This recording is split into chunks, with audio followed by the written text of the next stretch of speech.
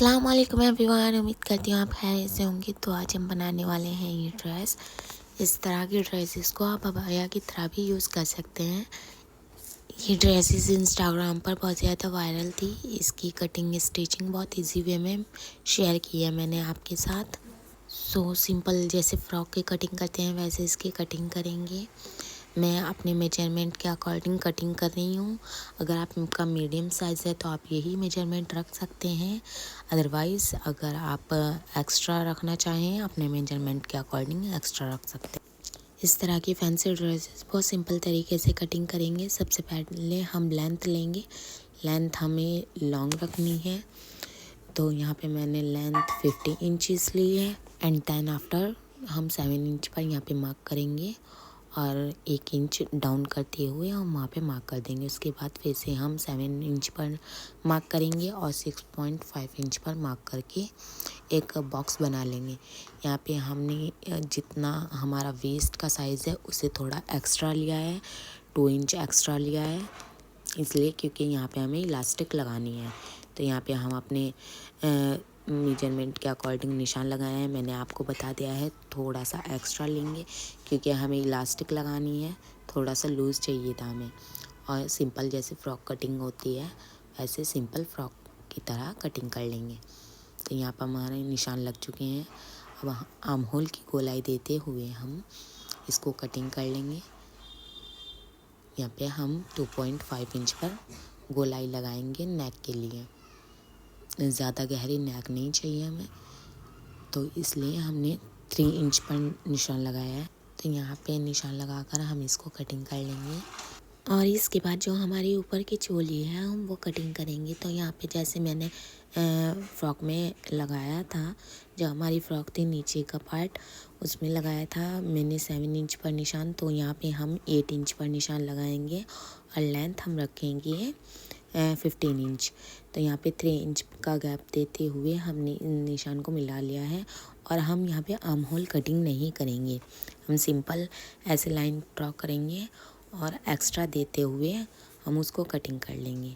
तो यहाँ पे हमें आर्म होल की गोलाई वगैरह कुछ नहीं चाहिए। यहाँ पे सिर्फ गोलाई लगाएंगे, वो भी नेक के लिए, और इसको कटिंग कर लेंगे। आगे के जो हमारा फ्रंट पार्ट होगा उसके हम 2 हिस्से कर लेंगे ताकि हम कॉलर लगा सकें। इसके बाद हम कटिंग करेंगे अपनी स्लीव्स को। स्लीव्स हम सिंपल ही कटिंग करेंगे, बस हमें आगे की साइड थोड़ी सी इलास्टिक लगानी है। तो यहाँ पे हम स्लीव्स कटिंग कर रहे हैं। तो यहाँ पे जो फ्रंट का पार्ट था, आगे का पार्ट था, वो हमने थोड़ा सा एक्स्ट्रा लिया है और बैक का पार्ट एज इट इज़ लिया है जितना हमारी फ्रॉक में आएगा। तो यहाँ पे निशान लगा चुके हैं हम 3 इंच पर, और 3 इंच पर निशान लगाने के बाद यहाँ पे हमने गोलाई दे दी है।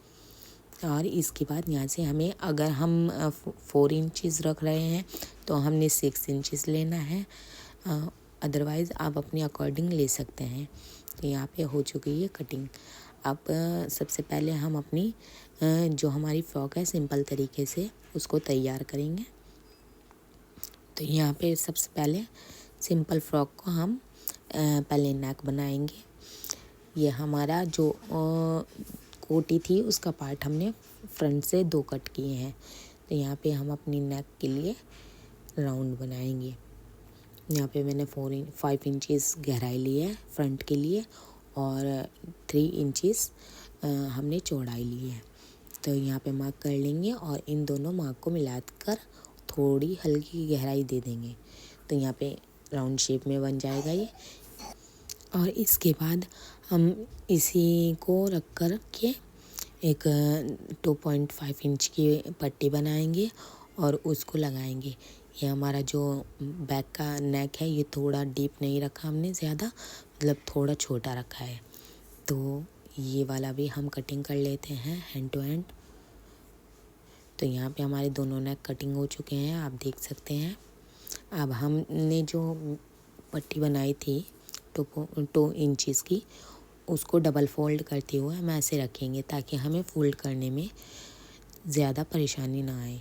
तो हमने इसको ऐसे रखा फोल्ड करके और इस पर स्टिचेस लगा देंगे और इसके बाद इस पर तुरपाई कर लेंगे और फिर दोनों पार्ट्स को जॉइंट कर देंगे। तो यहाँ पे हमारे ये तो हो चुके हैं। ये ऐसे करके इस पर हम तुरपाई कर लेंगे। पहले इस पर आयरन कर लेना और उसके बाद तुरपाई।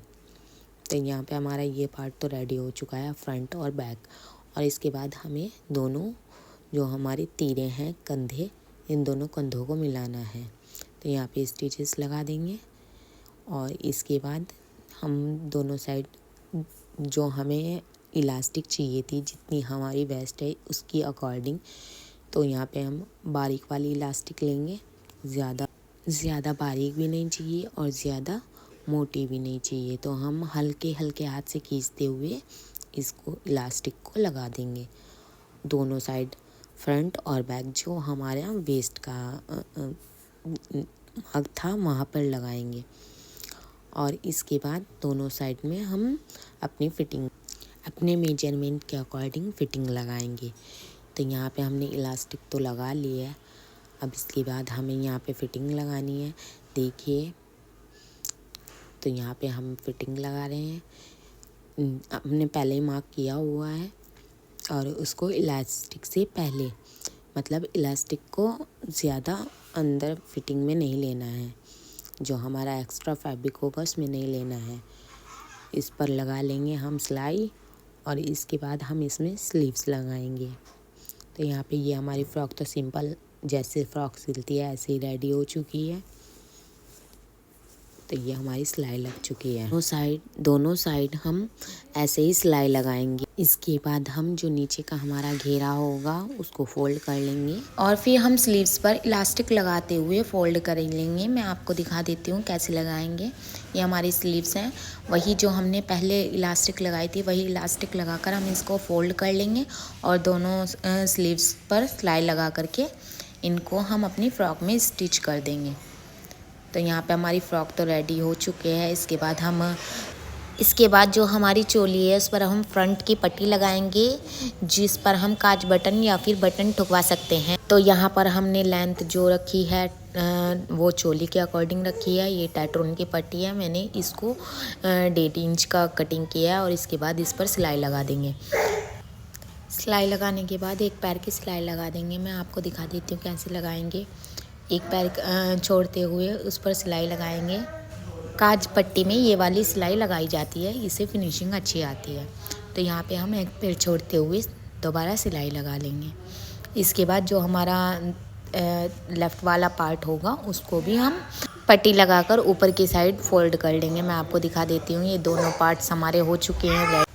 मैं आपको दिखा देती हूँ। अब यहाँ से हम 2.5 इंच पर मार्क करते हुए गहराई देंगे।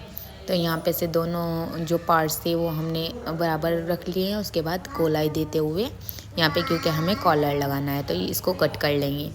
पीछे के पार्ट को भी हम ऐसे ही कट कर लेंगे 1 इंच का गैप देते हुए। तो ये दोनों पार्ट हमारे कट हो चुके हैं।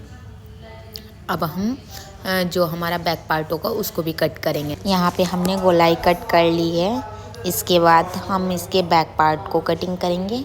ये हमारा हो चुका है फ्रंट पार्ट। अब इसके बैक पार्ट को कट करेंगे। ये इसका बैक पार्ट है, इसकी में हल्की सी गहराई देते हुए हम इसको कट कर लेते हैं। इसके बाद दोनों पार्ट्स को जॉइंट कर लेंगे। जो हमारा फ्रंट पार्ट और बैक पार्ट है ना, उन पार्ट्स को जॉइंट कर लेंगे। यहाँ पे हम सिलाई लगा लेते हैं।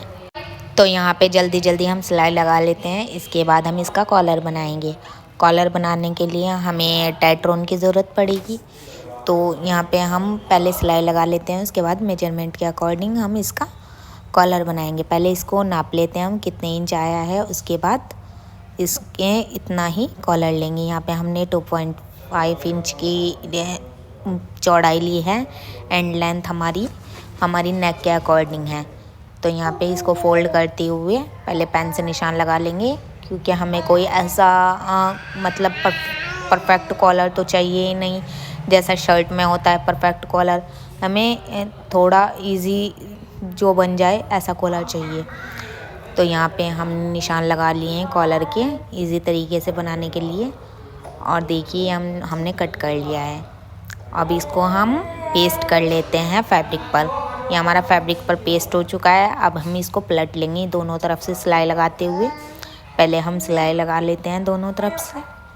तो यहाँ पे हम पहले इस पर सिलाई लगा तो यहाँ पे हम सबसे पहले सिलाई लगा लेते हैं, उसके बाद इनको फोल्ड कर लेंगे हम।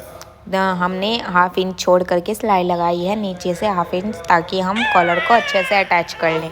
तो यहाँ पे हमने इस पर सिलाई लगा ली है चारों तरफ और इसको अच्छे से प्रेस कर लेंगे। अब यहाँ पे से हमारी सिलाई पूरी हो चुकी है। यहाँ से हल्का, तो यहाँ पे हल्का सा डाउन करते हैं हम इसको यहाँ पे फिनिश कर देंगे। इसके बाद इसको हम पलट लेंगे अच्छे से। इसके जो कन्ने वगैरह होंगे हम अच्छे से निकाल लेंगे। जो एक्स्ट्रा फैब्रिक होगा उसको कट कर देंगे और कट लगाकर हम इसको पलट लेंगे।